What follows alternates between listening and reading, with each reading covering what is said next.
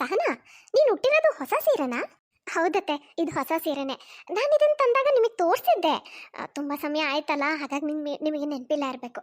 ಸಹನಾ, ನೀನು ಈ ಕೆಂಪು ಬಣ್ಣದ ಸೀರೆ ಉಟ್ಕೋಬೇಡ ಕಣೆ, ನಿನಗೆ ಸ್ವಲ್ಪನೂ ಚೆನ್ನಾಗಿ ಕಾಣಲ್ಲ. ನೀನೊಂದು ಕೆಲಸ ಮಾಡು, ಈ ಸೀರೆನ ನನ್ನ ಕೈ ಕೊಡು. ನಾನು ಇದನ್ನ ನನ್ನ ಮಗಳು ಸುಪ್ರಿಯಂಗೆ ಕೊಡ್ತೀನಿ.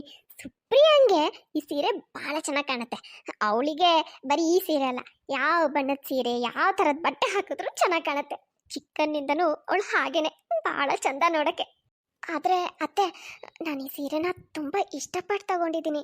ನೀನು ಇಷ್ಟಪಟ್ಟು ತಗೊಂಡಿರ್ಬೋದು, ಆದರೆ ಈ ಸೀರೆ ನಿನ್ನ ಮುಖಕ್ಕೆ ಚೆನ್ನಾಗಿ ಕಾಣ್ಬೇಕಲ್ಲ, ಚೆನ್ನಾಗಿ ಕಾಣ್ತಿಲ್ಲ. ಅದಕ್ಕೆ ನಾನು ಹೇಳ್ತಾ ಇರೋದು, ಉಟ್ಕೋಬೇಡ, ನನ್ನ ಮಗಳಿಗೆ ಕೊಡ್ತೀನಿ, ಅವಳಿಗೆ ಚೆನ್ನಾಗಿ ಕಾಣುತ್ತೆ ಅಂತ. ಅಷ್ಟೊತ್ತಿಗೆ ಅಲ್ಲಿಗೆ ಮೋಹನ್ ಬರ್ತಾನೆ. ವಾವ್ ಸಹನಾ, ಈ ಸೀರೆ ನಿನಗೆ ತುಂಬಾ ಚೆನ್ನಾಗಿ ಕಾಣ್ತಾ ಇದೆ. ಹೊಸದನ್ಸತ್ತಲ್ಲ, ಯಾವಾಗ ತಗೊಂಡಿದ್ದೆ ಇದನ್ನ? ನನಗೆ ನೆನಪೇ ಇಲ್ಲ. ನಿಮ್ಗೆ ಇಷ್ಟ ಆಯ್ತಾ? ನಾನು ತುಂಬ ಇಷ್ಟಪಟ್ಟು ಈ ಸೀರೆ ತಗೊಂಡಿದ್ದೆ. ಸುಮಾರು ದಿನ ಆಗಿತ್ತು ತಗೊಂಡು, ಇವತ್ತು ಉಟ್ಕೊಂಡಿದ್ದೀನಿ. ಹೌದಾ? ಏನೇ ಆದ್ರೂ ಈ ಸೀರೆ ನಿನ್ಗೆ ತುಂಬಾ ಚೆನ್ನಾಗಿ ಕಾಣ್ತಾ ಇದೆ. ಸರಿ, ಬಾ ಹಾಗಾದ್ರೆ ಇಬ್ರು ಹೊರಗಡೆ ಹೋಗಿ ಎಲ್ಲಾದ್ರೂ ಸುತ್ತಾಡ್ಕೊಂಡು ಬರೋಣ. ಹೊರಗಡೆ ಜನರು ನೋಡ್ಲಿ ನನ್ನ ಹೆಂಡತಿ ಎಷ್ಟು ಬ್ಯೂಟಿಫುಲ್ ಅಂತ, ಅಲ್ವೇನಮ್ಮ? ಆ? ಹೌದು ಹೌದಪ್ಪ, ನಾನು ಇವಳಿಗೆ ಅದನ್ನೇ ಹೇಳ್ತಾ ಇದ್ದೆ, ಈ ಸೀರೆ ನಿನಗೆ ತುಂಬ ಚೆನ್ನಾಗಿ ಕಾಣ್ತಾ ಇದೆ ಅಂತ. ಸರಿ ಸರಿ, ನೀವಿಬ್ರು ಹೊರಗಡೆ ಹೋಗಿ ಬನ್ನಿ. ರೀ, ಹೇಗೂ ನಾವು ಹೊರಗಡೆ ಹೋಗ್ತಿದ್ದೀವಲ್ಲ, ಬರಬೇಕಿದ್ರೆ ಸುಪ್ರಿಯಂಗೂ ಇದೇ ಥರದ್ದು ಒಂದು ಸೀರೆ ತೊಗೊಂಡು ಬರೋಣ ರೀ. ಸುಪ್ರಿಯಂಗೆ ಈ ಥರದ ಸೀರೆನಾ? ಇಲ್ಲ ಸಹನಾ, ಸುಪ್ರಿಯಂಗೆ ಚೆನ್ನಾಗಾಗಲ್ಲ ಅನ್ಸುತ್ತೆ. ಯಾಕಂದ್ರೆ ಇದು ಕಾಟನ್ ಸೀರೆ ಅಲ್ಲ, ಸ್ವಲ್ಪ ಹರಡ್ಕೊಳ್ಳುತ್ತೆ ಇರಬೇಕು ಉಟ್ಕೊಂಡಾಗ. ಸುಪ್ರಿಯ ನಿನಗೇನೋ ಸ್ವಲ್ಪ ದಪ್ಪನೇ ಇದ್ದಾಳೆ, ಹಾಗಾಗಿ ಅವಳಿಗೆ ಇದು ಚೆನ್ನಾಗಿ ಕಾಣಿಸಲ್ಲ. ನೀನು ತೆಳ್ಳಗಿರೋದ್ರಿಂದ ಈ ಸೀರೆ ನಿನಗೆ ತುಂಬ ಚೆನ್ನಾಗಿ ಕಾಣಿಸ್ತಿದೆ. ಇಂಥ ಸೀರೆ ಎಲ್ಲ ಸುಪ್ರಿಯಂಗೆ ಚೆನ್ನಾಗಾಗಲ್ಲ ಬಿಡು, ಅಲ್ವೇನಮ್ಮ? ನೀನೇನಂತೀಯ? ಹೌದು ಹೌದಪ್ಪ, ನನಗೂ ಅದೇ ಅನ್ನಿಸ್ತು. ಸುಪ್ರಿಯಾ ಇವಳಿಗಿನ್ನ ಸ್ವಲ್ಪ ದಪ್ಪ ಇದ್ದಾಳೆ, ಅವಳಿಗೆ ಈ ಥರ ಸೀರೆ ಚೆನ್ನಾಗಿ ಕಾಣಿಸಲ್ಲ. ಸರಿ ಆಯಿತು, ನೀವೆಲ್ಲ ಹೊರಗಡೆ ಹೋಗ್ಬೇಕಂತಿದ್ರಲ್ಲ, ಸರಿ ಹೋಗಿ ಬನ್ನಿ. ಮಗ ಸೊಸೆ ಇಬ್ರು ಹೊರಗಡೆ ಹೋಗ್ತಿದ್ದ ಹಾಗೆ ಲತಾ ತನ್ನ ಮಗಳಿಗೆ ಕಾಲ್ ಮಾಡ್ತಾಳೆ. ಮಗಳೇ, ಹೇಗಿದ್ಯಾ? ಏನು ಮಾಡ್ತಿದ್ದೆ? ಇನ್ನೇನು ಮಾಡ್ಲಮ್ಮ, ಈ ನಮ್ಮ ಅತ್ತೆಗೆ ಸರಿಯಾಗಿ 1 ಗಂಟೆಗೆ ಊಟ ಬೇಕಲ್ವಾ, ಅದಕ್ಕೆ ಬೇಗ ಬೇಗ ಅಡುಗೆ ಮಾಡ್ತಾ ಇದ್ದೆ. ಇಡೀ ದಿನ ಬರೀ ಅಡುಗೆ ಮಾಡೋದ್ರಲ್ಲೇ ನನ್ನ ಟೈಮ್ ಕಳೆದು ಹೋಗುತ್ತೆ ನೋಡು. ಒಂದೊಂದ್ಸಲ ಅಂತೂ ಬೇಜಾರು ಬಂದ್ಬಿಡತ್ತಮ್ಮ, ಅದು ಎಲ್ಲಿ ತಗೊಂಡು ಬಂದು ಹಾಕ್ಬಿಟ್ಟಿದೀಯೇನೋ ನನ್ನನ್ನು ನೀನು ಅಂತ ಅನ್ಸುತ್ತೆ. ಈ ಮನೆಗೆ ನನ್ನನ್ನು ಮದುವೆ ಮಾಡ್ಕೊಡೋಕ್ಕೂ ಮೊದಲು ನೀನೊಂದು ಸ್ವಲ್ಪ ಯೋಚನೆ ಮಾಡಬೇಕಿತ್ತು ಬಿಡಮ್ಮ. ಅತ್ತೆ ಇದ್ದಾಳ, ಮಾವ ಇದ್ದಾರಾ, ಎಷ್ಟು ಗಟ್ಟುಮುಟ್ಟಾಗಿದ್ದಾರೆ ಎಲ್ಲ ನೋಡಬೇಕಿತ್ತು. ಇವ್ರುಗಳಿಗೆ ಟೈಮ್ ಟು ಟೈಮ್ ಎಲ್ಲ ಮಾಡಿ ನನಗೆ ಸಾಕಾಗೋಗ್ತಾ ಇದೆ. ನೋಡು ಮಗಳೇ, ನಿನ್ನ ಪರಿಸ್ಥಿತಿ ನೋಡಿದ್ರೆ ಆ ಥರ. ಇಲ್ಲಿ ನೋಡು, ನಿಮ್ಮ ಅತ್ತಿಗೆನ ಆರಾಮಾಗಿ ಗಂಡನ ಜೊತೆ ಅಲ್ಲಿ ಇಲ್ಲಿ ಅಂತ ಸುತ್ತಾಡ್ಕೊಂಡು ಆರಾಮಾಗಿದ್ದಾಳೆ. ಈಗಲೂ ಅಷ್ಟೇ, ನಿಮ್ಮ ಅಣ್ಣ ನಿಮ್ಮ ಅತ್ತಿಗೆನ ಹೊರಗಡೆ ಸುತ್ತಾಡ್ಸಕ್ಕೆ ಕರ್ಕೊಂಡು ಹೋಗಿದ್ದಾನೆ.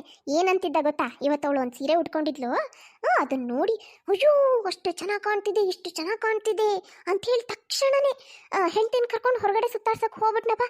ಹೇಳ್ತಿದ್ದ ತನ್ನ ಹೆಂಡತಿ ಎಷ್ಟು ಸುಂದರವಾಗಿದ್ದಾಳೆ ಅಂತ ಜಗತ್ತಿಗೆಲ್ಲ ಗೊತ್ತಾಗ್ಬೇಕಂತೆ. ನೋಡು ಹೆಂಗಿದ್ದಾನೆ. ನೋಡು ನಿನ್ನ ಸೊಸೆ ಅದೃಷ್ಟನ. ಅದೇ ನನ್ನ ಗಂಡನಿಗೆ ನನ್ನನ್ನು ಹೊರಗಡೆ ಎಲ್ಲ ಸುತ್ತಾಡ್ಸೋಕ್ಕೆ ಟೈಮೇ ಇರಲ್ಲ. ನನ್ನ ಗಂಡ ನನ್ನನ್ನು ಹೊರಗಡೆ ಸುತ್ತಾಡ್ಸೋದು ಬಿಡಮ್ಮ, ಸರಿಯಾದ ಸಮಯಕ್ಕೆ ಮನೆಗೂ ಬರಲ್ಲ. ನಿನ್ನ ಸೊಸೆ ಭಾಳ ಅದೃಷ್ಟ ಮಾಡಿದಾಳೆ ಬಿಡಮ್ಮ, ಅದಕ್ಕೆ ನಮ್ಮ ಮನೆಗೆ ಸೊಸೆಯಾಗಿ ಬಂದ್ಯಾಳೆ. ನಿನಗೇನು ಕಡಿಮೆ ಆಗಿದೆಯಾ? ನಿನ್ನ ಗಂಡನು ನಿನ್ನನ್ನು ಎಲ್ಲ ಕಡೆ ಸುತ್ತಾಡಿಸ್ತಾನೆ. ನೀನು ನಿನ್ನ ಗಂಡನ ಒಂದು ಸ್ವಲ್ಪ ನಿನ್ನ ಹಿಡಿತದಲ್ಲಿ ಇಟ್ಕೊ. ನಿಮ್ಮ ಅತ್ತಿಗೆನೇ ನಿಮ್ಮ ಅಣ್ಣನ್ನ ನಮ್ಮನ್ನ ಇಟ್ಕೊಂಡಿದ್ದಾಳೆ, ನಿನಗಾಗಲ್ಲೇನೆ? ನಿಮ್ಮ ಅತ್ತಿಗೆಗಿನ ನೀನು ಇನ್ನೂ ನೋಡೋಕೆ ಚೆನ್ನಾಗಿದೆಯಾ. ಅಂಥದ್ರಲ್ಲಿ ನಿಮ್ಮ ಅತ್ತಿಗೆಗೆ ಸಾಧ್ಯ ಆಗಿರೋದು ನಿನಗೆ ಸಾಧ್ಯ ಆಗಲ್ವಾ ಹೇಳು? ನಿನ್ನ ಮುಂದೆ ಈ ಸಹನ ಏನೂ ಅಲ್ಲ. ಆ ಸೌಂದರ್ಯದಲ್ಲಾಗಲಿ ಕೆಲಸ ಮಾಡೋದ್ರಲ್ಲಾಗಲಿ ಯಾವುದ್ರಲ್ಲೂ ನಿನ್ನ ಮುಂದೆ ಏನೂ ಇಲ್ಲ.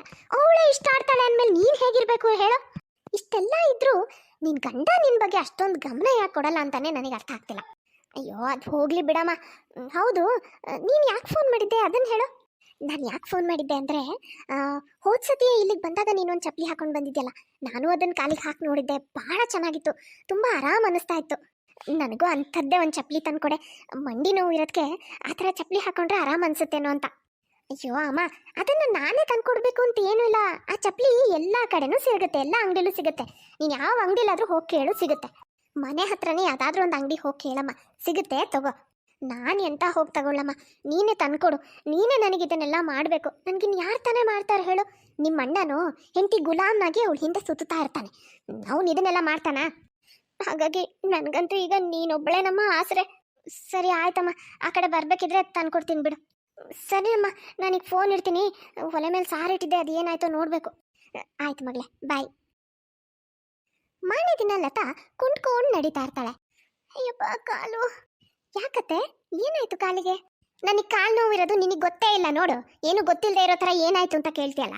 ಹೋದ್ಸಲ ನನ್ನ ಮಗಳು ಬಂದವಳು ಈ ಕಾಲಿಗೆ ಚೆನ್ನಾಗಿ ಎಣ್ಣೆ ಹಚ್ಚಿ ಮಸಾಜ್ ಮಾಡಿ ಹೋಗಿದ್ಲು. ಸ್ವಲ್ಪ ನೋವು ಕಡಿಮೆ ಆಗಿತ್ತು. ಆದರೆ ಈಗ ಮತ್ತೆ ನೋವು ಶುರುವಾಗಿದೆ. ಬನ್ನಿ ಅತ್ತೆ, ನಾನು ನಿಮ್ಮ ಕಾಲಿಗೆ ಎಣ್ಣೆ ಹಚ್ಚಿ ಮಸಾಜ್ ಮಾಡ್ತೀನಿ. ಸಹನ ಅತ್ತೆ ಕಾಲಿಗೆ ಎಣ್ಣೆ ಹಚ್ಚಿ ಮಸಾಜ್ ಮಾಡ್ತಾ ಇರ್ತಾಳೆ.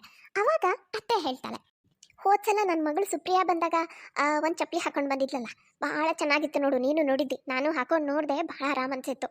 ಅದೇ ಚಪ್ಪಲಿನ ಅವಳು ಮುಂದಿನ ಸಲ ಇಲ್ಲಿಗೆ ಬರಬೇಕಿದ್ರೆ ನನಗೂ ತಗೊಂಡು ಬರ್ತೀನಿ ಅಂತ ಹೇಳಿದಾಳೆ. ನಾನು ಕಾಲು ನೋವು ಅಂತ ಹೇಳ್ತಿದ್ನಲ್ಲ, ಅದಕ್ಕೆ ನನಗೂ ತಗೊಂಡು ಬರ್ತೀನಿ ಅಂತ ಹೇಳಿದಾಳೆ. ಅತ್ತೆ, ನೀವು ನನಗೆ ಹೇಳ್ಬೋದಿತ್ತು.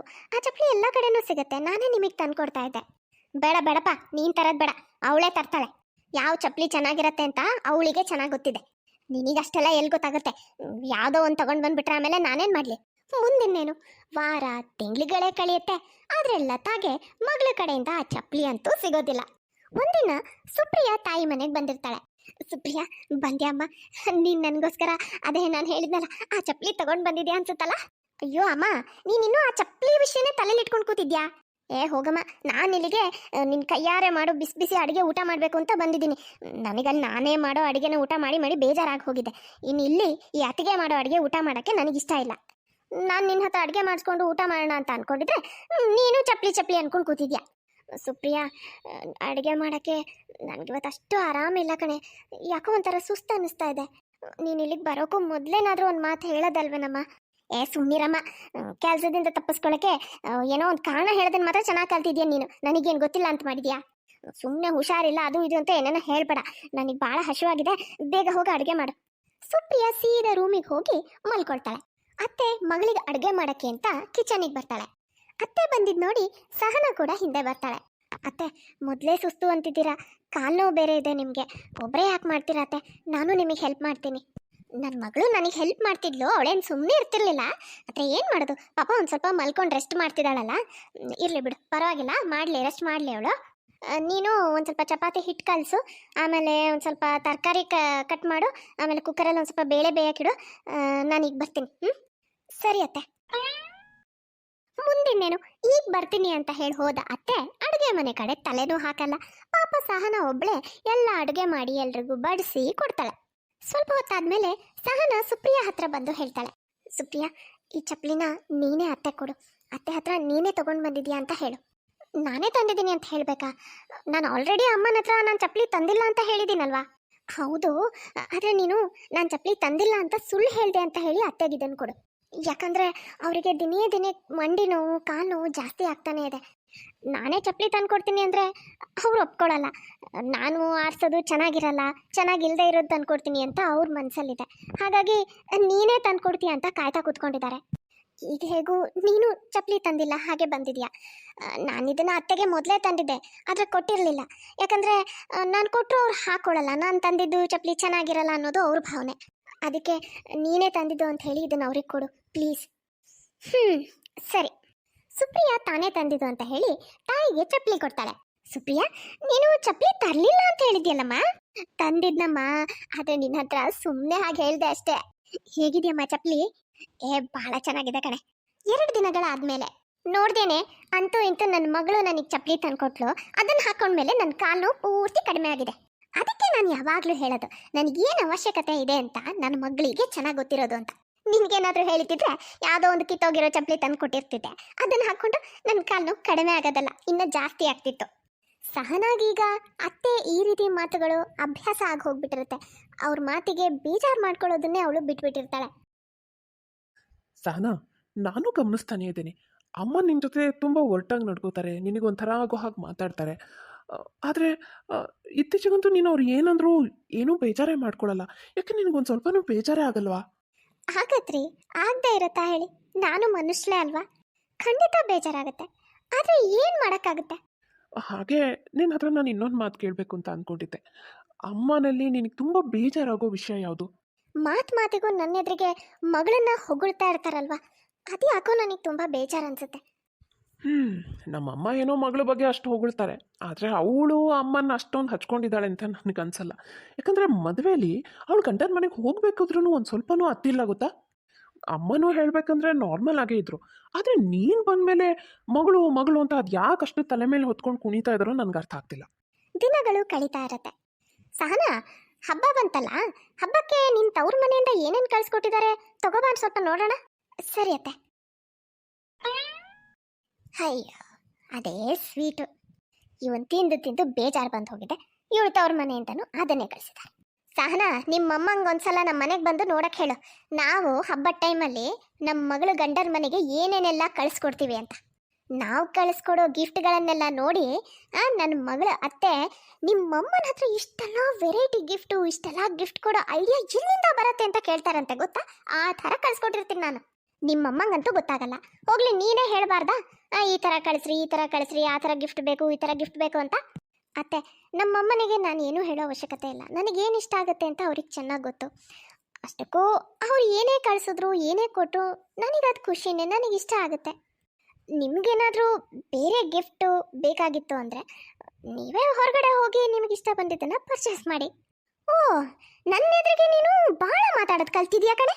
ನನ್ನ ಮಗಳು ಅವಳತ್ತೆ ಎದುರಿಗೆ ಯಾವತ್ತೂ ಈ ಥರ ಮಾತಾಡಿಲ್ಲ. ಅದಕ್ಕೆ ಅವಳತ್ತೆ ನನ್ನ ಮಗಳ ಬಗ್ಗೆ ಎಷ್ಟು ಖುಷಿ ಪಡ್ತಾರೆ ಗೊತ್ತಾ.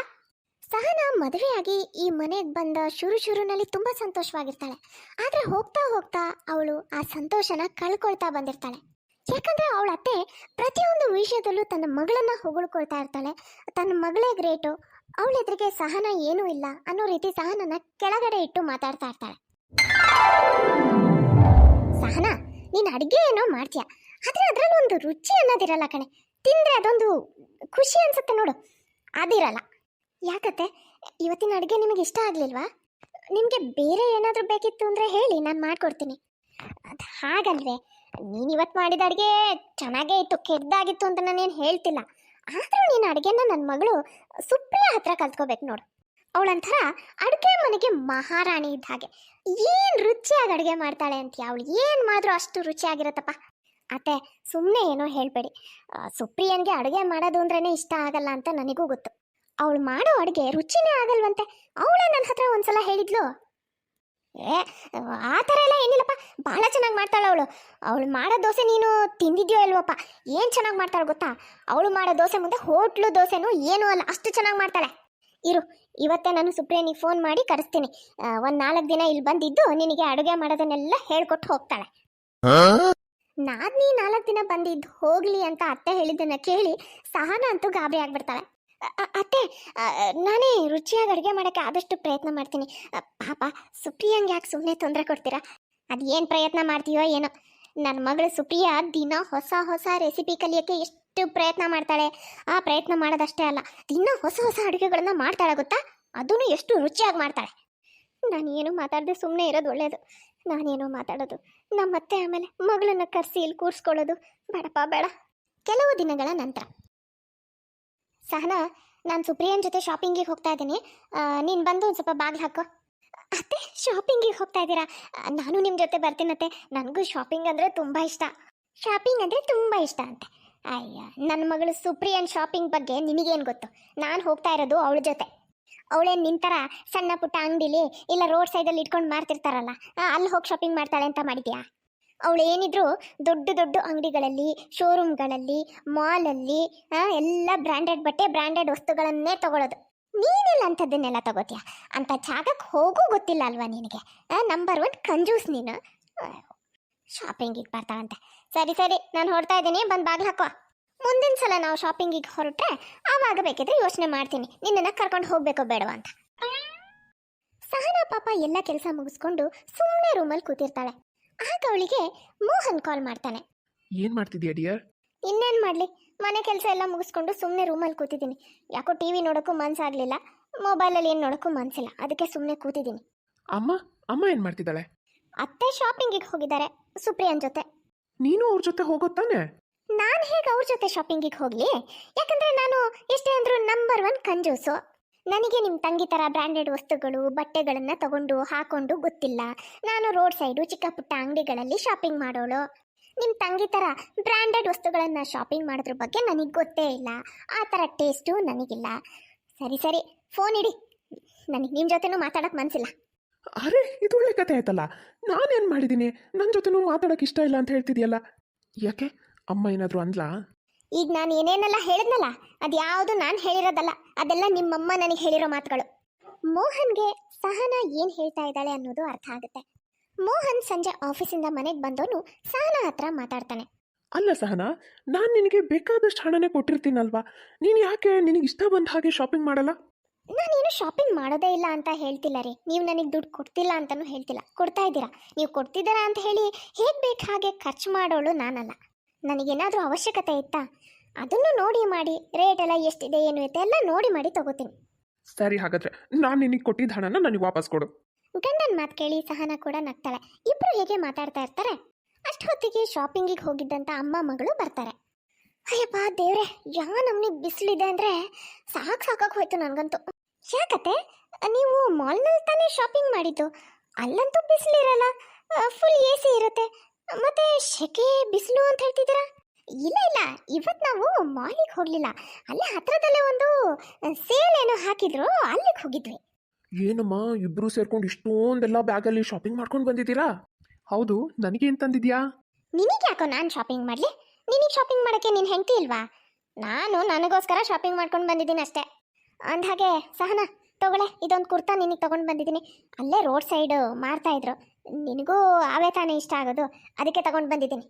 ಆಮೇಲೆ ಅತ್ತೆ ನಾದ್ನಿ ಇಬ್ಬರು ಶಾಪಿಂಗಿಗೆ ಹೋಗಿ ನನಗೇನು ತರಲಿಲ್ಲ ಅಂತ ನೀನು ಅನ್ಕೋಬಾರ್ದಲ್ಲ, ಅದಕ್ಕೆ ಇದೊಂದು ಕುರ್ತಾ ತೊಗೊಂಡು ಬಂದಿದ್ದೀನಿ.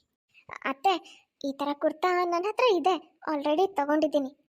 ಓ, ಅಂದರೆ ಅಲ್ಲೇ ಎಲ್ಲೋ ರೋಡ್ ಸೈಡಲ್ಲೇ ತೊಗೊಂಡಿದ್ಯಾ? ಸರಿ ಬಿಡು, ಅವೇ ತಾನೇ ನಿನಗಿಷ್ಟ ಆಗೋದು.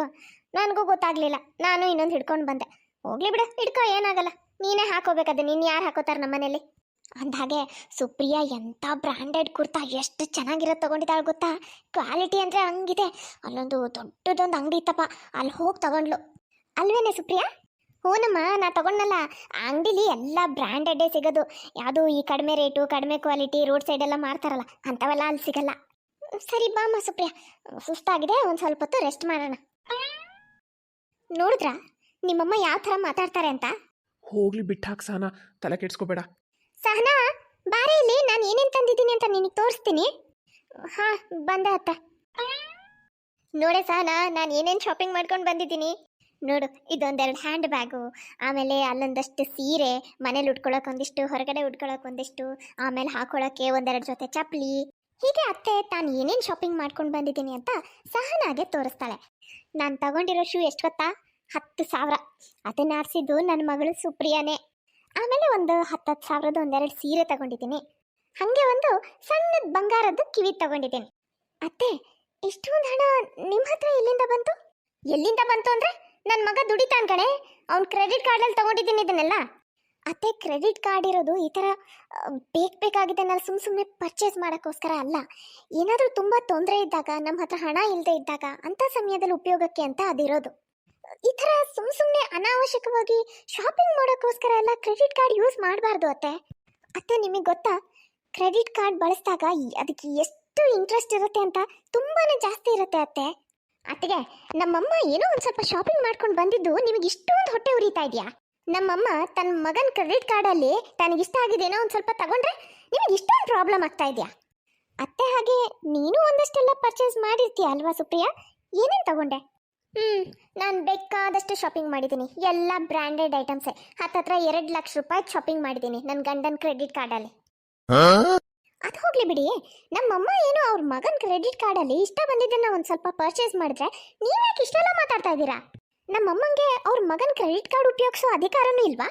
ನನ್ನ ಮಾತಿನ ಅರ್ಥ ಅದಲ್ಲ ಸುಪ್ರಿಯಾ. ಅತ್ತೆಗೆ ಮಗನ ಹಣ ಬಳಸೋ ಎಲ್ಲ ಅಧಿಕಾರ ಇದೆ, ನಾನು ಆ ಥರ ಹೇಳ್ತಿಲ್ಲ. ನಾನು ಹೇಳಿದ್ದೇನೆಂದರೆ, ಈ ರೀತಿ ಸುಮ್ಮನೆ ಶಾಪಿಂಗ್ ಅಂತ ಹೇಳಿ ಅದರಲ್ಲೂ ಕ್ರೆಡಿಟ್ ಕಾರ್ಡ್ ಬಳಸೋ ಅವಶ್ಯಕತೆ ಏನಿದೆ? ಏನಾದರೂ ತುಂಬ ಕಷ್ಟ ಸಮಸ್ಯೆ ಅಂದಾಗ ಹಣ ಎಲ್ಲಿಂದ ಬರುತ್ತೆ ಹೇಳು? ಅದನ್ನು ಹೇಳ್ತಾ ಇದ್ದೀನಿ ಅಷ್ಟೇ. ಎಲ್ಲಿಂದ ಬರುತ್ತೆ ಅಂದರೆ ನನ್ನ ಮಗ ಕೊಡ್ತಾನೆ. ನೀವು ಈ ರೀತಿ ಅನಾವಶ್ಯಕ ಖರ್ಚು ಮಾಡ್ತಿದ್ರೆ ನಿಮ್ಮ ಮಗನ ಹತ್ರನಾದರೂ ಎಲ್ಲಿಂದ ಹಣ ಬರುತ್ತೆ ಅತ್ತೆ? ಮಗನ ಹತ್ರ ಇಲ್ಲ ಅಂದರೆ ಏನಾಯಿತು? ನನಗೆ ಇನ್ನೊಬ್ಳು ಮಗಳು ಇದ್ದಾಳೆ ಕಣೆ, ಮಗಳು ಕೊಡ್ತಾಳೆ ಅಲ್ವೇ ನಮ್ಮ ಸುಪ್ರಿಯಾ? ಹಾಗೇನಾದರೂ ಸಮಸ್ಯೆ ಅಂದರೆ ನನ್ನ ಮಗಳಿದ್ದಾಳೆ ನನಗೆ, ಗೊತ್ತಾಯ್ತಾ? ನೀನೇನು ಚಿಂತೆ ಮಾಡೋ ಅವಶ್ಯಕತೆ ಇಲ್ಲ. ಅದಕ್ಕೆ ನೀವು ಯಾಕೆ ಹೀಗೆಲ್ಲ ಆಡ್ತೀರಾ ಅಂತ ನನಗೆ ಚೆನ್ನಾಗಿ ಗೊತ್ತು. ಯಾಕಂದರೆ ನಿಮಗೆ ನನ್ನ ಕಂಡ್ರೆ ಸಿಕ್ಕಾಪಟ್ಟೆ ಹೊಟ್ಟೆ ಉರಿ ಇದೆ. ನಾನು ಇಲ್ಲಿಗೆ ಬರೋದೇ ನಿಮಗೆ ಇಷ್ಟ ಆಗಲ್ಲ ಅಲ್ವಾ? ಸಹನಾಗಂತೂ ತುಂಬಾ ಕೋಪ ಬರುತ್ತೆ. ಅಮ್ಮ ಮಗಳಿಗೆ ಸರಿಯಾಗಿ ಏನಾದರೂ ಅಂದ್ಬಿಡ್ಬೇಕು ಅನ್ನೋಷ್ಟು ಕೋಪ ಬರುತ್ತೆ. ಆದರೂ ಅವಳು ಏನೂ ಮಾತಾಡದೆ ಸುಮ್ಮನಾಗ್ತಾಳೆ. ಏನು ಹಾಗೆ ಹೋಗ್ತಿದೆಯಲ್ಲ, ನಮ್ಮಿಬ್ಬರಿಗೂ ಒಂದೊಂದು ಲೋಟ ಟೀ ಮಾಡಿಕೊಡು, ಸುಸ್ತಾಗಿ ಹೊರಗಡೆಯಿಂದ ಬಂದಿದ್ದೀವಿ. ಅತ್ತೆ, ಟೀ ಮಾಡಕ್ಕೆ ನಿಮ್ಮ ಮಗಳಿಗೆ ಹೇಳಿ. ನೀವೇ ಹೇಳ್ತೀರಲ್ವಾ ನನಗೇನು ಸರಿಯಾಗಿ ಅಡುಗೆ ಮಾಡಕ್ ಬರಲ್ಲ, ನಾನು ಮಾಡೋದು ಯಾವುದು ಚೆನ್ನಾಗಾಗಲ್ಲ, ನಿಮ್ಮ ಮಗಳು ತುಂಬಾ ಚೆನ್ನಾಗಿ ಮಾಡ್ತಾಳೆ ಅಂತ. ಹಾಗಾಗಿ ಅವಳಿಗೆ ಹೇಳಿ ಮಾಡ್ಕೊಡ್ತಾಳೆ. ಹಾಗೆ ಸುಪ್ರಿಯಾ, ನನಗೂ ಒಂದು ಕಪ್ ಸೇರಿಸಿ ಮಾಡ್ಬಿಡು ಆಯ್ತಾ. ನಿನ್ ಸೊಸೆ ದಿಮಾಕ್ ನೋಡ್ದೇನಮ್ಮ, ಯಾವ ಥರ ಮಾತಾಡ್ ಹೋದ್ಲು. ನಂದು ಬಿಡಮ್ಮ, ನಾನು ದಿನ ಅವಳಿ ಅವತಾರ ನೋಡ್ತಾನೆ ಇರ್ತೀನಿ. ನೀನು ನೋಡು ನಿಮ್ಮ ಅತ್ತಿಗೆ ಯಾವ ಥರ ಇದ್ದಾಳೆ ಅಂತ. ಅವಳಿಗೆ ನಿನ್ಕಂಡ್ರೆ ಹೊಟ್ಟೆ ಉರಿ, ಅದಕ್ಕೆ ಈ ಥರ ಆಡ್ತಾಳೆ. ಯಾಕಂದ್ರೆ ಎಲ್ಲಾದ್ರಲ್ಲೂ ನೀನು ಅವಳಿಗಿನ ಮೇಲೆ ಇದೆಯಲ್ವಾ, ಅದಕ್ಕೆ ಹೊಟ್ಟೆ ಉರಿ ಅವಳಿಗೆ. ನನಗೆ ಚೆನ್ನಾಗಿ ಗೊತ್ತು ಮಗಳೇ, ನನಗೇನಾದರೂ ಕಷ್ಟದ ಕಾಲ ಅಂದರೆ, ನನಗೇನಾದರೂ ಆಯಿತು ಅಂದರೆ ನೀನೇ ನನಗೆ ಆಸರೆ ಆಗಿರ್ತೀಯ, ಬಿಟ್ಟರೆ ಇವ್ರು ಯಾರೂ ಬರಲ್ಲ, ನನಗೆ ಚೆನ್ನಾಗಿ ಗೊತ್ತು. ಸರಿ ಆಯ್ತಾಯ್ತು ಅಮ್ಮ, ಹೋಗಮ್ಮ, ಇಬ್ಬರಿಗೂ ಟೀ ಮಾಡಿಬಿಡು. ಇಲ್ಲಮ್ಮ, ನನಗೆ ಭಾಳ ಸುಸ್ತಾಗಿದೆ, ನಾನು ಸ್ವಲ್ಪ ಮಲ್ಕೋತೀನಿ, ನೀನೇ ಹೋಗಿ ಟೀ ಮಾಡಿಬಿಡೆ. ಅಮ್ಮ, ನನಗೆ ಮಾಡು ಅಂದರೆ ನಾನು ಎಷ್ಟು ಸುಸ್ತಾಗಿದ್ದೀನಿ. ಆಗ್ತಿಲ್ಲ, ಹೋಗಮ್ಮ, ನನಗಂತೂ ತುಂಬ ಸುಸ್ತಾಗಿದೆ, ನೀನೇ ಹೋಗಿ ಮಾಡು ಒಂದು ಸ್ವಲ್ಪ, ಏನಾಗಲ್ಲ. ಅನಿವಾರ್ಯವಾಗಿ ಲತಾ ತಾನೇ ಹೋಗಿ ಮಗಳಿಗೂ ಟೀ ಮಾಡಿಕೊಡ್ತಾಳೆ. ಸಂಜೆ ಸುಪ್ರಿಯಾ ವಾಪಸ್ ತನ್ನ ಮನೆಗೆ ಹೋಗ್ತಾಳೆ. ಮಾರನೇ ದಿನ ಬೆಳಗ್ಗೆ ತುಂಬ ಹೊತ್ತಾದರೂ ಅತ್ತೆ ಎದ್ದು ಬರದೇ ಇರೋ ಕಾರಣ ಸಹನಾ ತುಂಬ ಟೆನ್ಷನ್ ಆಗ್ತಾಳೆ.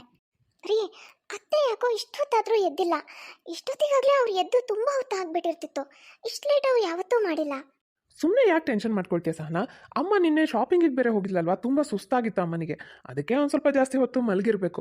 ಹೇಳ್ತಾರೆ ಬಿಡು, ಸ್ವಲ್ಪ ಹೊತ್ತು ಬಿಟ್ಟು, ಏನು ಯೋಚನೆ ಮಾಡಬೇಡ. ಸರಿ, ನಂಗೆ ಲೇಟ್ ಆಗ್ತಿದೆ, ನಾನು ಆಫೀಸಿಗೆ ಹೋಗ್ತೀನಿ. ಆದರೂ ಸಹನಾಗ್ ಯಾಕೋ ಸಮಾಧಾನನೇ ಆಗಲ್ಲ. ಹಾಗಾಗಿ ಅವಳು ಸೀದಾ ಅತ್ತೆ ರೂಮಿಗೆ ಹೋಗ್ತಾಳೆ. ಸಹನಾ ಬಂದು ನೋಡಿದಾಗ ಅತ್ತೆ ಈ ಕಡೆ ಎಚ್ಚರನೇ ಇಲ್ದ ಹಾಗೆ ಮಲಗಿರ್ತಾಳೆ. ಎಷ್ಟು ಏಳ್ಸಿದ್ರು ಹೇಳಲ್ಲ. ಸಹನಾಗೆ ಏನೋ ಸಮಸ್ಯೆ ಆಗಿದೆ ಅಂತ ಅನ್ಸುತ್ತೆ. ಸಹನಾ ತಡ ಮಾಡದೆ ತಕ್ಷಣ ಅತ್ತೆನ ಆಂಬ್ಯುಲೆನ್ಸ್ನಲ್ಲಿ ಆಸ್ಪತ್ರೆಗೆ ಕರ್ಕೊಂಡು ಹೋಗ್ತಾಳೆ. ಸಹನಾ ಅವರೇ, ನಿಮ್ಮ ಅತ್ತೆಗೆ ಹಾರ್ಟ್ ಅಟ್ಯಾಕ್ ಆಗಿದೆ, ಬ್ಲಾಕೇಜ್ ಸ್ವಲ್ಪ ಜಾಸ್ತಿನೇ ಇದೆ, ಹಾಗಾಗಿ ಅವರಿಗೆ ಇಮಿಡಿಯೇಟ್ ಆಪರೇಷನ್ ಮಾಡಬೇಕಾಗುತ್ತೆ. ಏನ್ ಡಾಕ್ಟರ್, ಹಾರ್ಟ್ ಅಟ್ಯಾಕಾ? ಅಯ್ಯೋ ದೇವ್ರೆ, ಡಾಕ್ಟ್ರೆ, ನಾನು ಬದುಕ್ತೀನಿ ತಾನೆ? ನಿಮ್ಮ ಸೊಸೆ ನಿಮ್ಮನ್ನು ಸರಿಯಾದ ಸಮಯಕ್ಕೆ ಆಸ್ಪತ್ರೆಗೆ ಕರ್ಕೊಂಡು ಬಂದಿದ್ದಾರಮ್ಮ, ಹಾಗಾಗಿ ನೀವು ಖಂಡಿತ ಬದುಕ್ತೀರಾ, ಏನೂ ತೊಂದರೆ ಇಲ್ಲ. ಇಲ್ಲಾಂದರೆ ಬದುಕೋದು ಕಷ್ಟ ಆಗ್ತಿತ್ತು. ಸಹನಾ ಅವರೇ, ಇಮಿಡಿಯೇಟ್ ಈಗ ಇವ್ರಿಗೆ ಆಪರೇಷನ್ ಆಗಬೇಕಾಗಿರೋದ್ರಿಂದ ಈಗ ತಕ್ಷಣವೇ ನೀವು 2 ಲಕ್ಷ ರೂಪಾಯಿ ನೀವು ಪೇಮೆಂಟ್ ಮಾಡಬೇಕಾಗುತ್ತೆ. ಏನು, 2 ಲಕ್ಷನ? ನಿಂತಲ್ಲೇ 2 ಲಕ್ಷ ಅಂದ್ರೆ ಎಲ್ಲಿಂದ ತರೋದು? ಅಷ್ಟೊತ್ತಿಗೆ ಅಲ್ಲಿಗೆ ಮೋಹನ್ ಬರ್ತಾನೆ. ಈಗ ತಕ್ಷಣ 2 ಲಕ್ಷ ಅಂದರೆ ನನ್ನ ಹತ್ರನೂ ಅಷ್ಟೊಂದಿಲ್ವಲ್ಲ. ನೀನೊಂದು ಕೆಲಸ ಮಾಡು ಮೋಹನ್, ಸುಪ್ರಿಯಂಗೆ ಫೋನ್ ಮಾಡು, ಸುಪ್ರಿಯಂಗೆ ಫೋನ್ ಮಾಡಿ ಬರಕ್ಕೆ ಹೇಳು. ಸುಪ್ರಿಯಾ ಕೂಡ ಹಾಸ್ಪಿಟಲಿಗೆ ಬರ್ತಾಳೆ. ಮಗಳೇ ಸುಪ್ರಿಯಾ ಬಂದ್ಯಮ್ಮ, ಡಾಕ್ಟ್ರ್ ಅಂತಿದ್ದಾರೆ ನನಗೇನೋ ಆಪ್ರೇಷನ್ ಮಾಡಬೇಕಂತೆ, ಈಗ 2 ಲಕ್ಷ ಕಟ್ರಿ ಅಂತಿದ್ದಾರೆ. ಅಷ್ಟೊಂದು ಹಣ ನಿಮ್ಮ ಅಣ್ಣನ ಹತ್ರ ಈಗ ತಕ್ಷಣಕ್ಕೆ ಇಲ್ಲಮ್ಮ. ನೀನು ಸ್ವಲ್ಪ ಅನುಕೂಲವಾಗಿದ್ದೀರಲ್ಲ, ಸ್ವಲ್ಪ ನೀನೇ ಈಗ ಕಟ್ಟಿರಮ್ಮ. ಇದು ಒಳ್ಳೆ ಕತೆ ಆಯ್ತಮ್ಮ. ನೀನು ಹಿಂಗೆ ದುಡ್ಡು ಕಟ್ಬಿಡು ಅಂದರೆ ಕಟ್ಟಕ್ಕಾಗುತ್ತಾ? ನಾನು ಇವ್ರನ್ನ ಒಂದು ಮಾತು ಕೇಳಬೇಕಾಗುತ್ತಮ್ಮ, ಹಾಗೆಲ್ಲ ನಾನು ಕೊಡೋಕ್ಕಾಗಲ್ಲ. ಸುಪ್ರಿಯಾ, ನನ್ನ ಜೀವದ ಪ್ರಶ್ನೆ ಕಣೆ, ನೀನೇನೇ ಹೇಳಿದ್ರು ಆಗಲ್ಲ ಕಣಮ್ಮ. ಬೇರೆ ಏನಾದರೂ ಅರೇಂಜ್ ಮಾಡ್ಕೊಳ್ಳಿ, ನಮ್ದೊಂದು ಸ್ವಲ್ಪ ಕೆಲಸ ಇದೆ, ಮುಗಿಸಿ ನಾನು ಸಾಯಂಕಾಲ ಮತ್ತೆ ಬರ್ತೀನಿ. ನೋಡಿ, ಅಮೌಂಟ್ ಕಟ್ಟಲಿಲ್ಲ ಅಂದರೆ ಆಪ್ರೇಷನ್ ಆಗೋಕ್ಕೆ ಸಾಧ್ಯ ಇಲ್ಲ. ಈ ಆಸ್ಪತ್ರೆಯಲ್ಲಿ ಇದರದ್ದೇ ಆದ ಕೆಲವು ನಿಯಮಗಳಿವೆ, ಹಾಗಾಗಿ ಅರ್ಥ ಮಾಡ್ಕೊಳ್ಳಿ. ನೀವೆಷ್ಟು ಬೇಗ ಅಮೌಂಟ್ ಕಟ್ತಿರೋ ಅಷ್ಟು ಒಳ್ಳೆಯದು, ಇಲ್ಲಾಂದರೆ ಅವ್ರ ಜೀವಕ್ಕೆ ಅಪಾಯ. ಆಗ ಸಹನಾ ತಾನು ಮದುವೆಗಿನ ಮೊದಲು ಕೆಲಸ ಮಾಡೋವಾಗ ಸೇವ್ ಮಾಡಿಟ್ಕೊಂಡಂಥ ಹಣ, ಆಮೇಲೆ ಮದುವೆ ನಂತರ ಗಂಡ ಖರ್ಚಿಗೆ ಅಂತ ಕೊಡೋ ಹಣದಲ್ಲಿ ಸೇವ್ ಮಾಡಿಟ್ಟಂಥ ಹಣನ ಅತ್ತೆ ಆಪ್ರೇಷನ್ಗೋಸ್ಕರ ಕೊಡ್ತಾಳೆ. ಡಾಕ್ಟರ್, ಪೇಮೆಂಟ್ ಆಗಿದೆ, ದಯವಿಟ್ಟು ನಮ್ಮ ಅತ್ತೆಗೆ ಒಳ್ಳೆ ರೀತಿಯಲ್ಲಿ ಆಪ್ರೇಷನ್ ಮಾಡಿ ಅವರನ್ನು ಉಳಿಸ್ಕೊಡಿ, ಅವ್ರ ಜೀವಕ್ಕೆ ಯಾವುದೇ ಅಪಾಯನೂ ಆಗ್ಕೊಡ್ದು. ಖಂಡಿತ ಮೇಡಮ್, ನೀವೇನೂ ಯೋಚನೆ ಮಾಡಬೇಡಿ. ಸರಿ, ನಾನು ಹೋಗಿ ಆಪ್ರೇಷನಿಗೆಲ್ಲ ರೆಡಿ ಆಗಿದೆಯಾ ನೋಡ್ತೀನಿ. ಸಹನಾ, ನಾನು ಎಲ್ಲ ವಿಷಯದಲ್ಲೂ ನನ್ನ ಮಗಳನ್ನ ಮೇಲಿಟ್ಟು ನಿನ್ನನ್ನು ಕೆಳಗಡೆ ಇಟ್ಟು ನೋಡ್ತಿದ್ದೆ, ನಿನಗೊಂಥರ ಮಾತಾಡ್ತಿದ್ದೆ, ತುಂಬ ನೋವಾಗೋ ಹಾಗೆ ನಡ್ಕೊಳ್ತಿದ್ದೆ.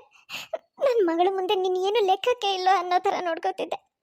ಆದರೆ ಇವತ್ತು ನಾನಷ್ಟು ಪ್ರೀತಿ ಮಾಡ್ತಿದ್ದಿದ್ದು ನನ್ನ ಮಗಳು ನನ್ನ ಜೀವ ಉಳ್ಸಕ್ಕೆ ಮುಂದೆ ಬರಲಿಲ್ಲ, ಆದರೆ ನೀನು ಇವತ್ತು ನನ್ನ ಜೀವ ಉಳಿಸ್ಬಿಟ್ಟೆ. ನಿನ್ನಂಥ ಸೊಸೆ ಪಡ್ಕೊಂಡು ನಾನು ತುಂಬ ಪುಣ್ಯ ಮಾಡಿದ್ದೀನಮ್ಮ. ನಿನ್ನನ್ನು ಸರಿಯಾಗಿ ಅರ್ಥ ಮಾಡ್ಕೊಳ್ದೆ, ನಾನು ದೊಡ್ಡ ತಪ್ಪು ಮಾಡಿಬಿಟ್ಟೆ, ದಯವಿಟ್ಟು ನನ್ನನ್ನು ಕ್ಷಮಿಸ್ಬಿಡು. ಹೀಗೆ ಕೊನೆಗೆ ಅತ್ತೆಗೆ ಮಗಳೆಂಥವಳು ಸೊಸೆ ಎಂಥವಳು ಅನ್ನೋದು ಅರ್ಥ ಆಗುತ್ತೆ. ನೋಡಿದ್ರಲ್ಲ ಫ್ರೆಂಡ್ಸ್, ಇವತ್ತಿನ ಈ ವಿಡಿಯೋ ನಿಮಗೆ ಸ್ವಲ್ಪನಾದರೂ ಇಷ್ಟ ಆಗಿದ್ರೆ ಪ್ಲೀಸ್ ಚಾನಲ್ನ ಸಬ್ಸ್ಕ್ರೈಬ್ ಮಾಡಿ, ಹಾಗೆ ಪ್ಲೀಸ್ ಲೈಕ್ ಮಾಡೋದನ್ನು ಮಾತ್ರ ಮರಿಬೇಡಿ. ಮುಂದಿನ ವಿಡಿಯೋದಲ್ಲಿ ಮತ್ತೆ ಸಿಗೋಣ. Bye friends.